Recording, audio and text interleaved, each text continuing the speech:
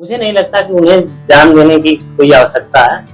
Banks तो तोड़वा नहीं सकते, न बैंक्स को बंद करवा सकते, क्योंकि अब इस्तीफे की मांग होती है। कोई भी व्यक्ति अगर मांग करता है तो उसका मांग कहाँ तक जायज है और कहाँ तक ना जायज है, मांगे वो जायज है। उनको समाज को ऐसे व्यक्तियों की सरकार की ये है कि अगर छोड़ देगी तो मामला बहुत सेंसिटिव है, जिसकी वजह से सरकार गिरफ्तारी इसलिए भी बढ़ गई है क्योंकि सामने अधिकार है हड़ताल करना, चाहे कोई भी शांतिपूर्ण तरीके से हड़ताल कर सकता है। अधिकार तो भी नहीं है, फिर व्यक्ति को सूली पर चढ़ा रहा है वो। अगर किसी व्यक्ति के अंदर जिस पार्ट में कैंसर है उस पार्ट को काट कर निकालना चाहिए, न कि पूरे व्यक्ति को ही काट देना चाहिए। एक्चुअल में हो बन जाती है। अगर शेड्यूल में कोई जिला कोई राज्य अगर शामिल होता है, हालांकि वो जिला शामिल किया जाता है, तो जिला जो शामिल होता है तो उस जिले स्तर पर एक कमेटी बनाई जाती है, जिसमें मुझे जहां तक पता है 30 सदस्य होते हैं जो वहीं के लोग होते हैं, वहां से चुने जाते हैं लोगों के द्वारा,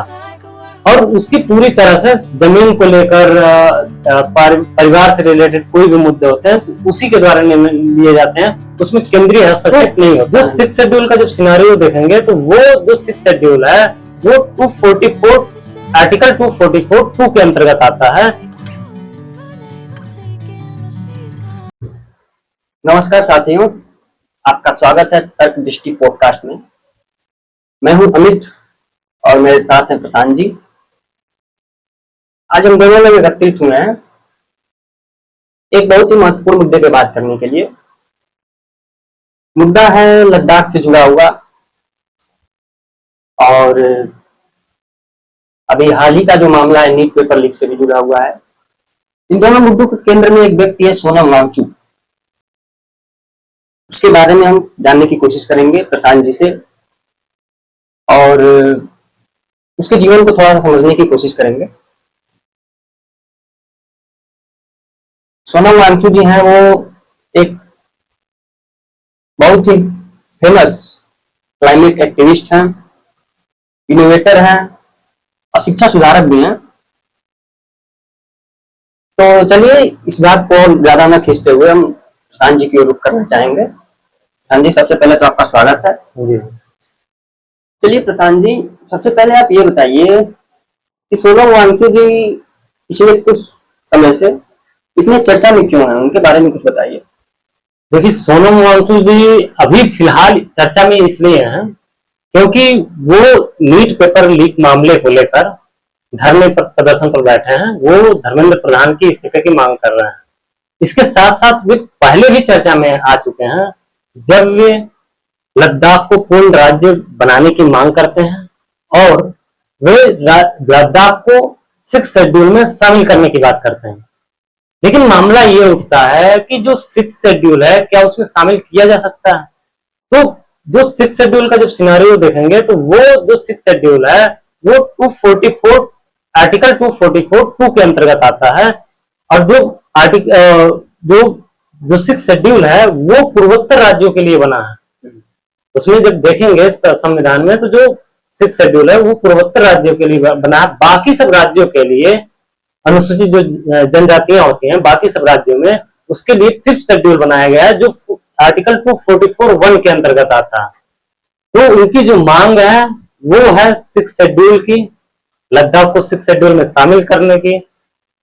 दूसरी मांग है लद्दाख को पूर्ण राज्य बनाने की, और जो तीसरी अभी मांग है जो भी चर्चा में ज्यादा है वो मांग है नीट पेपर लीक मामले को लेकर धर्मेंद्र प्रधान जो शिक्षा मंत्री हैं उनके इस्तीफे की मांग है। तो 6 शेड्यूल की आप बात कर रहे हैं, 6 शेड्यूल में ऐसा क्या प्रावधान है जिससे सोनम वांगचुक जी इतने प्रभावित हैं, जो उनको अभी फिलहाल ज्यादा सूट कर रहा है उनको? इसके पीछे का मेन रीजन है स्थानीय स्वायत्तता की। जो स्थानीय स्वायत्तता मिलती है 6 शेड्यूल में वो किसी और शेड्यूल में नहीं मिलती है।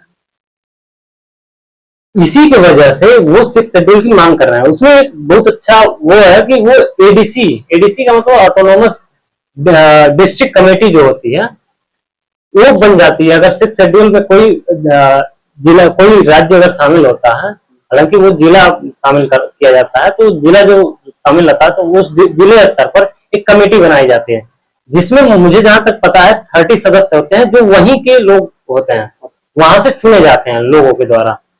और उसकी पूरी तरह से जमीन को लेकर परिवार से रिलेटेड कोई भी मुद्दे होते हैं तो उसी के द्वारा निर्णय लिए जाते हैं, उसमें केंद्रीय हस्तक्षेप नहीं होता है, जिसके वजह से वो ज्यादा उनको प्रभावित करता है कि वहां के कल्चर को बचाने के लिए, लद्दाख के कल्चर को बचाने के लिए वो इस चीज की मांग कर रहे हैं। तो अभी ये स्वायत्तता जो है लद्दाख की, वो किस मात्रा तक सीमित है? मात्रात्मक तक सीमित इसलिए है, देखिए वहां वो अभी जो यूनियन टेरिटरीज के अंतर्गत है, केंद्र शासित प्रदेश के अंतर्गत आता है लद्दाख अभी फिलहाल जो है, उसमें क्या है, केंद्र का हस्तक्षेप पूरी तरीके से रहता है, केंद्र उसको रेगुलेट करती है। लेकिन देखना यह है कि क्यों आखिर में रेगुलेट करने की जरूरत क्यों पड़ रही है, उसको क्यों पूर्ण राज्य का दर्जा नहीं मिल रहा। इसके पीछे का कारण है वहां की ज्योग्राफिकल चीजें, कंडीशन जो है, ज्योग्राफिकल कंडीशंस हैं, उसकी वजह से वहां की सरकार ये नहीं चाहती है कि उसको पूर्ण राज्य का दर्जा दिया जाए, क्योंकि उसका देखेंगे तो वो पाकिस्तान और चाइना के से घिरा हुआ है, दोनों के बीच में है, वो घिरा हुआ है, उनके साथ सीमा साझा करता है। अगर वो सरकार अगर दे देती है उनको पूर्ण राज्य का दर्जा या 6 शेड्यूल में शामिल कर देती है, तो वहां से ये सामने आ सकता है कि राष्ट्रीय सुरक्षा का खतरा बढ़ सकता है। इसी से सरकार इस चीज से बचना चाहती है। ये मेरी राय है, ये सरकार के द्वारा आधिकारिक रूप से नहीं कहा गया है, मैं यहीं पर इसको डिक्लेयर कर देना चाहता हूँ। अच्छा, तो सरकार जो है वो पूर्ण स्वायत्तता लद्दाख को नहीं देना चाहती है, लेकिन जो स्थिति अभी है लद्दाख की, वो शायद अनुसूची 5 में है। जी नहीं, अनुसूची 5 में भी नहीं है अभी वो केंद्र शासित प्रदेश है, तो उसमें स्टेट को कुछ स्वायत्तता दे दी जाए। जी बिल्कुल, इस पर बात सोनम वांगचुक जी जो है, उनका केंद्र बिंदु जो रहा है वो पर्यावरण से संबंधित मुद्दे रहे हैं। वो ग्लेशियर को लेकर, पहाड़ों को लेकर और जैव विविधता को लेकर चिंतित रहते हैं। तो इन सब मामलों में सरकार को क्या करना चाहिए कि कुछ स्वायत्तता दे देनी चाहिए कि वहां का जो जैव विविधता है वो बचा रहे, पहाड़ बचे रहे, ग्लेशियर बचे रहे, और वहां की जो कल्चरल बायोडाइवर्सिटी है वो बचा रहे। बिल्कुल, सरकार की तरफ से बिल्कुल कोशिश की जा रही है।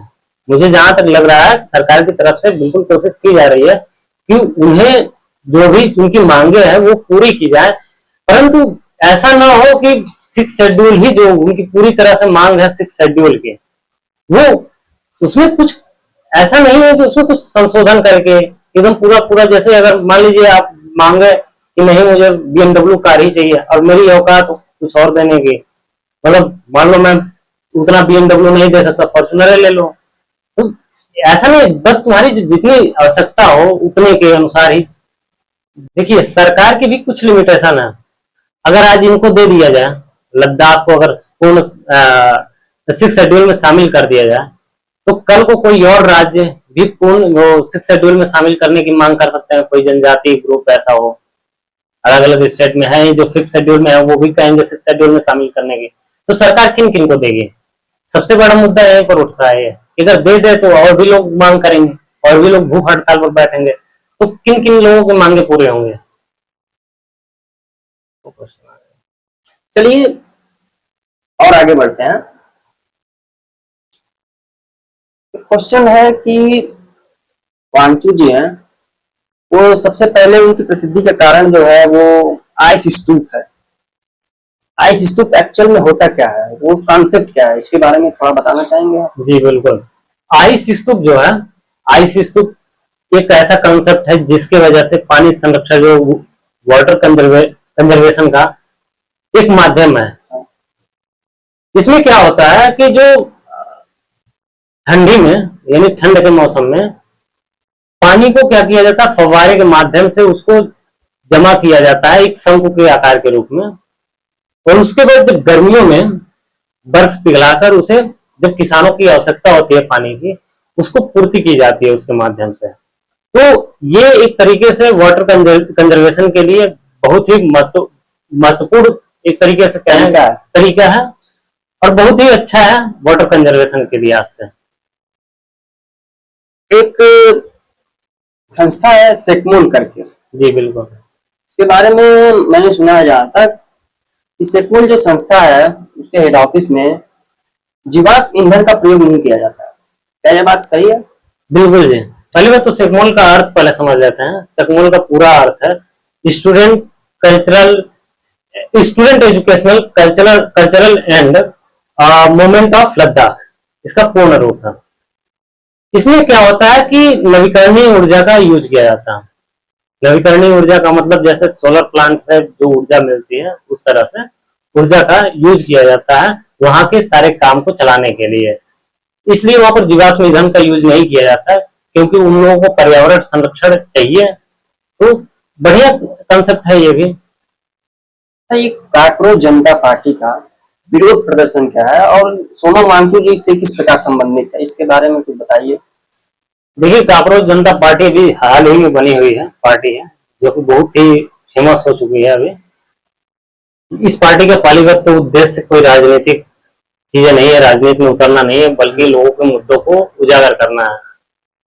और इससे सोनम वांगचुक जब तब जुड़े जब वे मार्च में शायद जब जेल से निकल कर बाहर हैं, जो एनएसए के थ्रू उनको कारागार में डाला गया था। उसके बाद जब वो बाहर आए तब वे उसके साथ जुड़े। वो नेट पेपर लीक के मामले को लेकर धर्मेंद्र प्रधान के इस्तीफे की बात कर रहे हैं और काकरोच जनता पार्टी भी उसी की मांग कर रही थी। तो उनके साथ वे सोनम वांगचुक जुड़ गए। तो ये काकरोच जनता पार्टी की सीधी सी मांग है कि धर्मेंद्र प्रधान इस्तीफा दें। इस्तीफे की मांग कितनी जायज है इस पर कोई एक विचार नहीं है, क्योंकि अगर आप देखेंगे कि अब न्यूज पेपर लीक जो मामला हुआ था उसमें कौन कौन दोषी हैं उन पर कार्रवाई होनी चाहिए, न कि ऐसे व्यक्ति पर जिनका कोई प्रमाण ही नहीं मिला है उसमें इन्वॉल्व होने की। क्योंकि जिम्मेदारी तो केंद्र की ही है ना। बिल्कुल, जिम्मेदारी केंद्र की होनी भी चाहिए और अगर जरूरत पड़े तो उनको इस्तीफा देनी भी चाहिए, ये भी मुझे लगता है। ठीक है, तो इस्तीफे अगर दे भी दे तो क्या शासन व्यवस्था क्या सुधर जाएगी? नहीं सुधरेगी, एक बार में तो नहीं सुधरेगी, लेकिन इससे अकाउंटेबिलिटी की शुरुआत होगी। अगला जो शिक्षा मंत्री हमारा आएगा उसके बारे में ये डर रहेगा, उसके मन में एक डर रहेगा कि अगर मैं सही से काम नहीं करता हूं तो मुझे अपना इस्तीफा सौंपना पड़ेगा या मेरे ऊपर कार्रवाई होगी, जांच वगैरह होगी। अगर एक व्यक्ति से अगर शासन व्यवस्था सुधर जाती है तो उसे बिल्कुल देना चाहिए। अगर एक व्यक्ति अगर दे दे इस्तीफा, अगर उससे शासन व्यवस्था सुधर जाए तो बिल्कुल देना चाहिए। शुरुआत तो एक व्यक्ति से ही होगी ना, बिल्कुल, तो पूरी व्यवस्था को सुधारा नहीं जा सकता है। तो दे देना चाहिए उन्हें इस्तीफा। अगर इससे अगर लगता है कि सुधार हो, लेकिन सुधार नहीं हुआ तो उस व्यक्ति को सूली पर चढ़ा रहे हो जिसका कोई दोषी नहीं है। दोष हो या ना हो, हाँ। एक शब्द है जिम्मेदारी। जिम्मेदारी तो केंद्र की है। जिम्मेदारी बिल्कुल केंद्र की है। जिम्मेदारी केंद्र की है। अगर आपके सत्ता में, आप जब शासन में है, कोई चीजें गलत हुई हैं तो आपको उसकी जिम्मेदारी लेनी पड़ेगी। बिल्कुल। और ये पिछले कई साल, इसी साल मतलब क्या बोलते हैं, और ये पिछले कुछ सालों से मामला जारी है पेपर लीकों का। केंद्र की देखा देखी कोई भी संस्था जो है वो इन मुद्दों को हल्के में लेती है। अगर आप इस चीज को सीरियसली लेती ही नहीं है कि किसी चीज का पेपर कराना, एग्जाम कराना या शिक्षा व्यवस्था सुदृढ़ करना एक सीरियस मैटर है। अगर आप ये कहना चाह रहे हैं कि देश की अगर शिक्षा मंत्री इस्तीफा दे दें तो उसमें पॉसिबिलिटी ये आ जाएगी, पॉसिबिलिटी ये बन जाएगी कि आने वाले जो शिक्षा मंत्री होंगे वो इस डर से काम करेंगे कि शिक्षा व्यवस्था को बनाए रखें। मेन बात ये नहीं है पेपर लीक कहां से होता है, सिस्टम की गड़बड़ी को पॉइंट आउट करना चाहिए। अगर किसी व्यक्ति के अंदर जिस पार्ट में कैंसर है उस पार्ट को काट कर निकालना चाहिए, न कि पूरे व्यक्ति को ही काट देना चाहिए, पूरे व्यक्ति को ही समाप्त करना चाहिए। क्योंकि व्यक्ति की गलती नहीं, उसमें अगर धर्मेंद्र प्रधान की गलती निकलती, मैं धर्मेंद्र प्रधान की कोई पक्ष नहीं ले रहा हूं, मैं बस ये बात कह रहा हूं शिक्षा मंत्री के पद पर रहते हुए अगर उन्होंने कोई मिस्टेक की है, अगर उनकी गलती एकदम पूरी सामने आती है तो उन्हें बिल्कुल देना चाहिए इस्तीफा, और मैं इससे पूरी तरह से सहमत हूँ। लेकिन अगर गलती नहीं है तो मुझे नहीं लगता है इस्तीफा देने से कुछ होगा। इस्तीफा देने से बस ये चीजें सामने आएगी कि हाँ, जवाबदेहिता की जो बात करते हैं जवाबदेहिता इस प्रकार से भी हो सकती है, जिस जवाबदेहिता की आप बात कर रहे हैं, जवाबदेहिता इस प्रकार से भी हो सकती है कि शासन व्यवस्था में सुधार किया जाए, पॉइंट आउट किया जाए उस गलती को जो गलती हुई है, ताकि फिर से गलती ना हो। ये गलतियां जो है पिछले 3-4 सालों से लगातार हो रही हैं। हर बार कोई अकाउंटेबिलिटी नहीं ली जाती है, सिर्फ एक जांच कमेटी बैठा दी जाती है, जांच होता है, उसका रिपोर्ट कब आता है किसी को पता नहीं होता है। और कुल मिलाकर बात यह है कि उन कमेटियों से, उस जांच से किसी को कोई फर्क नहीं पड़ता है, ना हमारी शासन व्यवस्था को, ना सरकार को, और जहां तक माने कि हमारे देश की जनता को, क्योंकि वो भी इस चीज को लाइटली लेती है। तो आपको कहना ये चाहिए, एक व्यक्ति को नहीं कहना चाहिए कि धर्मेंद्र प्रधान को इस्तीफा दें। आपके हिसाब से तब तो ये कहना चाहिए पूरी व्यवस्था को इस्तीफा दे देना चाहिए, क्योंकि गलती तो एक व्यक्ति ने नहीं की है। गलती तो कह रहे हो आप, कमेटी की भी गलती आ रही है कि कमेटी ने सही जांच नहीं की, तो कमेटी को भी इस्तीफा दिलवा दो। कहने का अर्थ ये है, आप जिस एक व्यक्ति को पॉइंट आउट कर रहे हो, उस व्यक्ति का दोष कितना है। अगर आप एक व्यक्ति को दोषी दे रहे हो ना, तो वो गलत है। अच्छा, तो आपके हिसाब से व्यवस्था को कैसे सुदृढ़ किया जा सकता है आने वाले समय में? अभी अब जो गलती हुई है, ठीक है ना, मुझे ऐसा लगता है कि जो गलती हुई है उसको पॉइंट आउट करो कि यहाँ पर ये गलती हुई है। पेपर लीक कहाँ से हुआ, क्या पेपर जहां बना है वहां लीक हुआ है, या जाते वक्त, एक तो ऑनलाइन मामला है, जाने का पेपर कोई सवाल ही नहीं है कि यहाँ से एक जगह से दूसरी जगह, यानी जहां से बना है, जहां से अपलोड होता है, बच्चों तक पहुंचता है, वहां से कहां से पेपर लीक हुआ है, जो बनाया है वहां से लीक हुआ है पेपर, कैसे लीक हुआ है, इन सब चीजों पर ध्यान देना चाहिए। एजेंसी को देखना चाहिए, जो एनटीए नेशनल टेस्टिंग एजेंसी है, उस पर कार्यवाही करनी चाहिए, न कि एक शिक्षा मंत्री को बलि का बकरा बनाना चाहिए। एक व्यक्ति को दोष देने से बेहतर है आप उस शासन व्यवस्था में जो गलतियां हैं उसको सुदृढ़ करने की मांग करें।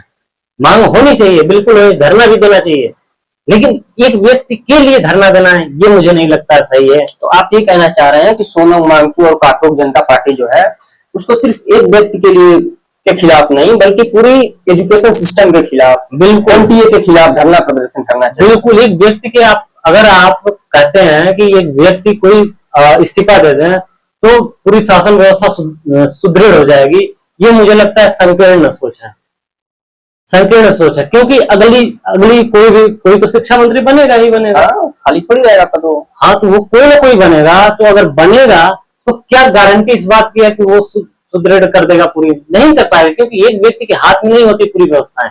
हर एक लेवल पर अलग अलग लोग होते हैं और सारे लोगों की अलग अलग सोच होती है। तो एक व्यक्ति की नहीं, पूरे सिस्टम के खिलाफ अगर विरोध करना चाहें तो कर सकते हैं, और विरोध पूरे सिस्टम के खिलाफ होना चाहिए, ये ब्रॉड माइंडेड सोच होती है।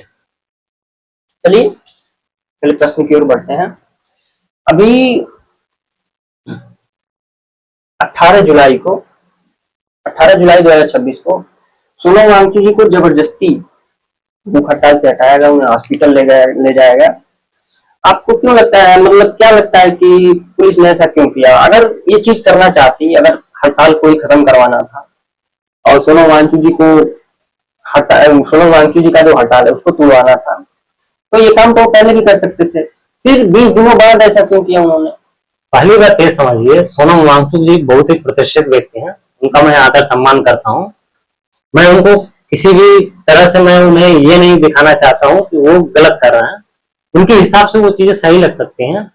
लेकिन सरकार के जो नजरिए से आप बोल रहे हैं कि सरकार ये काम पहले कर सकती थी कि भूख हड़ताल को जो है उसको पहले ही समाप्त करवा सकती थी, लेकिन ये समझिए ये डेमोक्रेसी है, ये देश में डेमोक्रेसी चलती है, लोकतंत्र, उनका अधिकार है हड़ताल करना, चाहे कोई शांतिपूर्ण तरीके से हड़ताल कर सकता है। तो अधिकार तो भी है, फिर 20 दिन बाद ये कर रहा है, इसलिए करा जा रहा है कि एक व्यक्ति क्यों जान दे इस चीज के लिए। पहली बात यह कि मुझे नहीं लगता कि उन्हें जान देने की कोई आवश्यकता है। चीजों की मांग सही तरीके से, थोड़ी बातचीत सरकार की भी तरफ से कुछ बातचीत और आगे बढ़ानी चाहिए, उनसे कुछ अच्छे तरीके से अच्छे वार्तालाप करने चाहिए। सरकार तो अपनी कोई इच्छा जारी नहीं कर रही है इस मुद्दे पे बात करने के लिए। इच्छा जारी नहीं, लेकिन बात कर रही है, जहां तक मुझे पता है कि बात कर रही है सरकार, बात अधिकारियों के द्वारा उनसे की जा रही है, लेकिन उनकी जो मांगे हैं वो पूरी तरीके से मानी नहीं जा रही है। ये चीजें हैं, क्योंकि अगर कोई व्यक्ति एक ही चीज पर जिद पर अड़ जाए तो वो भी मुझे नहीं लगता है इतना सही है कि एक ही जीत पर अड़ जाना। सरकार की भी कुछ मजबूरियों को समझना चाहिए, कोई भी व्यक्ति हो। ये मुद्दा ये था कि 20 दिन बाद ये क्यों कर रहे हैं, अभी इसका जवाब नहीं मिला। जो 20 दिन का है वो अभी उनका सेहत बिगड़ रहा है, सेहत उनका और नाजुक होता चला जा रहा है, इसके वजह से उनके ऑर्गन डैमेज हो सकते हैं। हाँ बिल्कुल। तो सुप्रीम कोर्ट भी इसमें वो दे चुका है कि भाई उनको देखा जाए अच्छे तरीके से, डॉक्टर्स की टीम रहेगी, उनकी प्रॉपर जांच पड़ताल रहेगी। वही चीज कह रहा हूँ कि अभी टाइम क्या हो गया, ज्यादा टाइम बीत गया उनको भूख हड़ताल पर बैठे हुए। तो कोई नहीं चाहता कि वो व्यक्ति हमें छोड़कर चला जाए, इसलिए जरूरी ये है उनकी जान बचाना जरूरी है। अगर सरकार ये चाहती है कि वो व्यक्ति हमें छोड़कर ना जाए तो फिर उसकी मांगों को थोड़ा सा मान लेना चाहिए। थोड़ा सा मानने की बात नहीं है, बात ये है कि पूरी तरह से नहीं मान सकती सरकार। सरकार की अपनी मजबूरियां ये है कि राष्ट्रीय सुरक्षा का खतरा बढ़ सकता है अगर 6 शेड्यूल में शामिल कर दिया जाए। नहीं, फिलहाल तो अभी मुद्दा उनका नीट को लेकर है, उस बारे में तो मुझे नहीं लगता कि वो जीत के अड़े होंगे।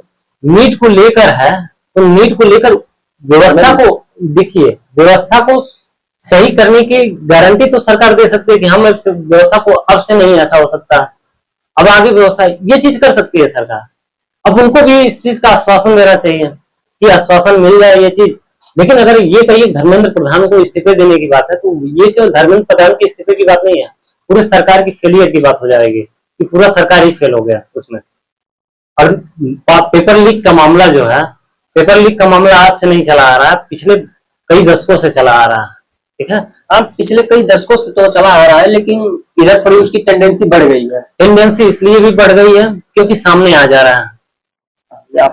लेकिन मैं ये नहीं कह सकता कि सारे पेपर लीक ही होते हैं, लेकिन अगर सामने जब कोई चीज आती है तभी वो खबर में आती है। इसलिए हम लोगों को लग ये रहा है कि ये टेंडेंसी बढ़ गई है। खबर सोशल मीडिया है, चीजें बहुत तेजी से फैल जाती हैं, इसके वजह से अभी सोनम वांगचुक भी धरना पर बैठे हैं। बहुत सारे लोग लगभग सोशल मीडिया चलाने वाले सारे लोग जानते होंगे, लेकिन अब अभी सोशल मीडिया नहीं जाता है, वो धरना पर बैठे रहते, कोई नहीं जानता उनको। अगला प्रश्न ये है कि गवर्नमेंट जीडी अग्रवाल की तरह सोनम वांगचुक को ऐसा छोड़ क्यों नहीं देती है, इनके पीछे इतना क्यों पड़े हुए है हड़ताल तोड़वाने के लिए, या फिर अलग भी चीजें हैं।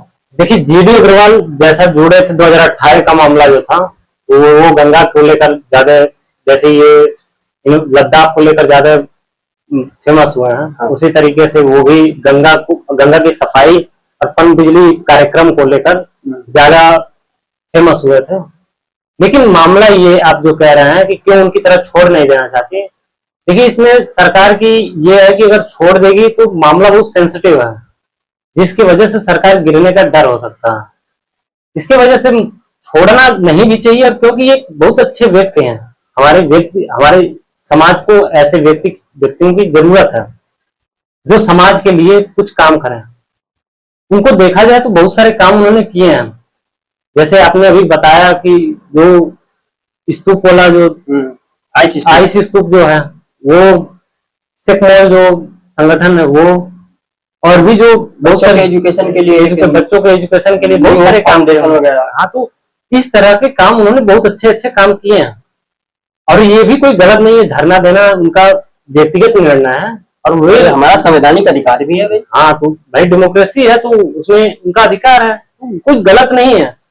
लेकिन मुझे नहीं लगता कि इस चीज के लिए उन्हें जान देने की आवश्यकता है, और सरकार को भी नहीं लगता, इसलिए उनको तोड़वाने पर आई है। आप इन जो वर्तमान घटनाएं चल रही हैं इसको किस नजरिए से देखते हैं, अपना नजरिया कुछ? मुझे लगता है ऐसा कि ये जो वर्तमान में जो घटनाएं चल रही है बहुत ही हेल्दी डेमोक्रेसी का साइन है, क्योंकि वे इतने समय तक भूख हड़ताल पर बैठे हैं, बहुत सारी चीजें हो रही हैं। इसमें बहुत सारे रोल है, सोशल मीडिया का भी रोल है कि सोशल मीडिया इतने बड़े स्तर पर पहुंच चुकी है कि कोई भी छोटी चीज छोटी नहीं रहती, वो बड़ा बन ही जाती है। तो अच्छी साइन है, ये डेमोक्रेसी का अच्छा साइन है कि भाई सारे लोग आवाज उठा सकते हैं, तो इससे अच्छा क्या हो सकता है। और रही बात भाई नीट मामले का, चाहे वो सोनम वांगचुक का जो मांग है, उसको सरकार इस तरह से देख सकती है कि उनकी जो मांगे हैं उसकी भी पूर्ति हो जाए, सरकार की सुरक्षा, जो राष्ट्र की सुरक्षा है उसमें भी ज्यादा कुछ हेरफेर ना हो कि उसकी सुरक्षा खतरे में आए। क्योंकि पहले देश आता है उसके बाद व्यक्ति आता है, तो देश अगर बना रहेगा तो ही कोई व्यक्ति बना रहेगा इस देश में। तो उनकी मांग जो है उसको देखे, वहां की कुछ जांच कमेटियां जो बनाई जाए, हालांकि बनी भी है कुछ कमेटियां, और उसमें जो दे प्रावधान दे उसमें कि ये करना चाहिए, ये नहीं करना चाहिए, किससे देश की सुरक्षा का खतरा आ सकता है। तो इन सब सारी चीजों को, सारे एस्पेक्ट को देखकर उस पर निर्णय लिया जाए। एक ही बात पर, एक ही डायरेक्शन पर न बात हो कि भाई 6 शेड्यूल में शामिल ही कर लिया जाए, नहीं किया जाए, इस तरह से एक डायरेक्शन में ना मामला चले। मतलब सोनम वांगचुक जी हैं वो सिर्फ इस बात पे अड़े न रहे कि मुझे 6 शेड्यूल ही चाहिए, और गवर्नमेंट भी इस बात पे न अड़ी रहे कि मैं आपको 5th में ही रखूंगा। जी, असल बात वो 5th शेड्यूल की भी बात नहीं, मुझे जहां तक लग रहा है 5th शेड्यूल की भी बात नहीं कर रहे हैं। बात अलग से हो रही है कि शायद उनको अलग प्रावधान किया जाए, लद्दाख के लिए अलग प्रोविजन किए जाए, जिसमें वहां के स्थानीय लोगों की स्वायत्तता की भी बात की जाए, लेकिन साथ साथ सेंट्रल का भी उस पर प्रभाव रहे, ताकि वहां की जो राष्ट्रीय, देखिए वहां से राष्ट्रीय सिक्योरिटी का मामला है, तो इसके वजह से उस चीज को सेंट्रल गवर्नमेंट के अंदर रहना ही चाहिए। तब पिछले 4-5 साल या 6-7 साल से, लगभग 4 साल से सोनम वांगचुक जो है खबरों में रहे हैं अपने लद्दाख में पर्यावरण संबंधी मुद्दों को लेकर, और एक बार ये उन पे एनएसए भी लगा था। तो क्या इन सब मुद्दों के बीच में भारत सरकार और सोनम वांगचुक जी के बीच में कोई बात विमर्श, ऐसी कोई बात हुई है? बिल्कुल, बात तो जरूर हुई होगी जहां तक मुझे लगता है। हालांकि सरकार की जब हम लोग बात करते हैं तो हम सोचते हैं ये है कि प्रधानमंत्री बात किए होंगे, नहीं, ऐसा नहीं हो सकता, लेकिन बात भी कर सकते हैं, लेकिन उनके अधिकारी जो हैं वो जरूर बात किए होंगे, मुझे जहां तक लगता है। इसका मैं प्रमाण नहीं बता पाऊंगा कि कौन बात किया है कौन नहीं किया है, लेकिन मुझे लगता है सरकार इतनी अनदेखी नहीं करेगी इन सब मामलों को, क्योंकि मामला बहुत ही सेंसिटिव है।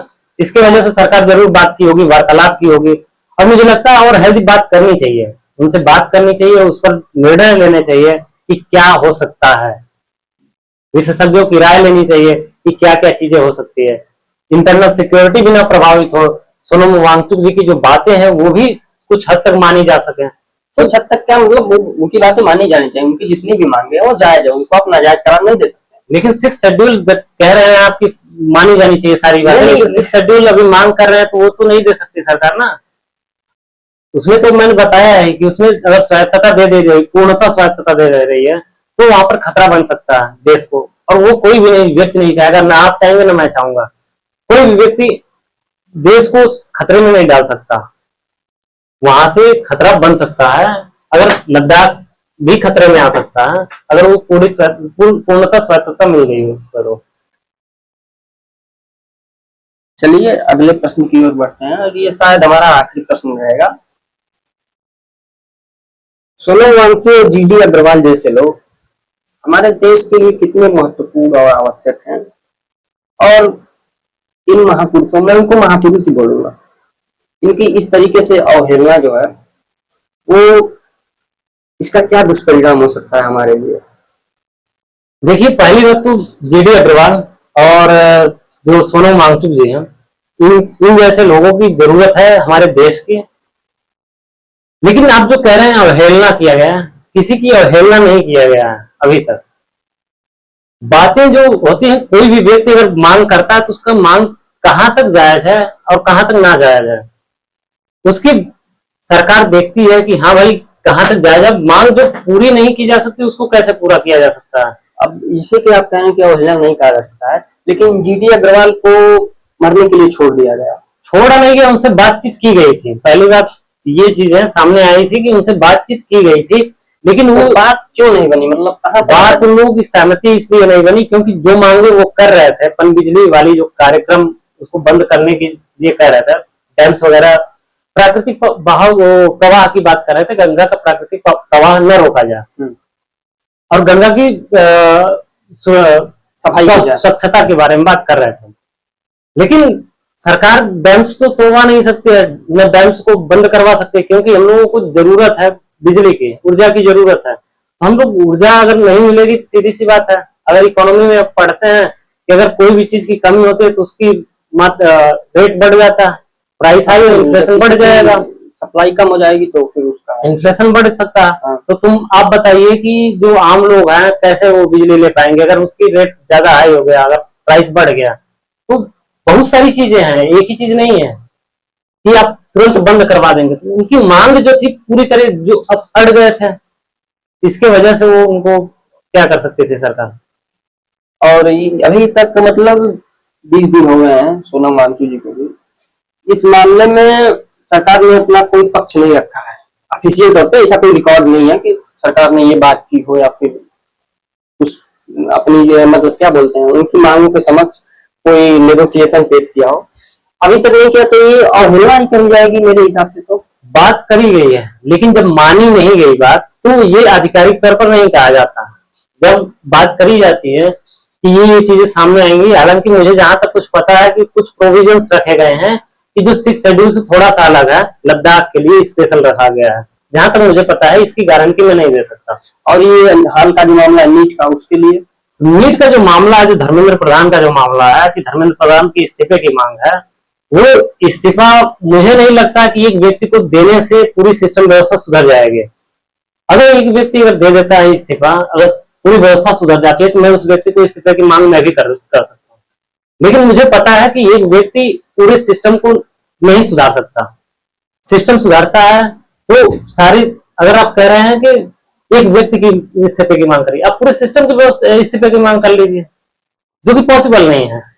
कहना तो आसान है, पूरे सिस्टम की पॉसिबल ही नहीं है। हाँ, सिस्टम हमारा कोलैप्स कर जाएगा। तब बताइए, तो पूरा जो आप कह रहे हैं एक व्यक्ति को दोषी, और धर्मेंद्र प्रधान की जो बात है, धर्मेंद्र प्रधान कहीं भी दोषी अगर पाए गए हो तो उनको इस्तीफा दे देना चाहिए, लेकिन दोषी अगर नहीं पाए गए हैं तो मुझे नहीं लगता देना चाहिए इस्तीफा। चलिए, आज की इस बातचीत का निष्कर्ष किसी मुद्दे पे पहुंचना नहीं था, एक छोटी सी बातचीत हम दोनों के बीच हुई जो हमने आपके साथ साझा किया। और इस मुद्दे पे अभी और भी आगे बातें होंगी, ये मुद्दा यही खत्म नहीं होगा, आगे भी आपके समक्ष चीजें आएंगी हमारे माध्यम से। तो ये मुद्दा, ये बातचीत यहीं तक रहती है। और ये बातचीत से अब आप किसी की भावनाओं को ठेस पहुंचाओ तो उसके लिए मैं क्षमा मांगता हूं आप लोगों से। लेकिन अगर आपको कोई नई चीज जानने को मिली हो तो फिर इसको और लोगों के साथ साझा करें। धन्यवाद।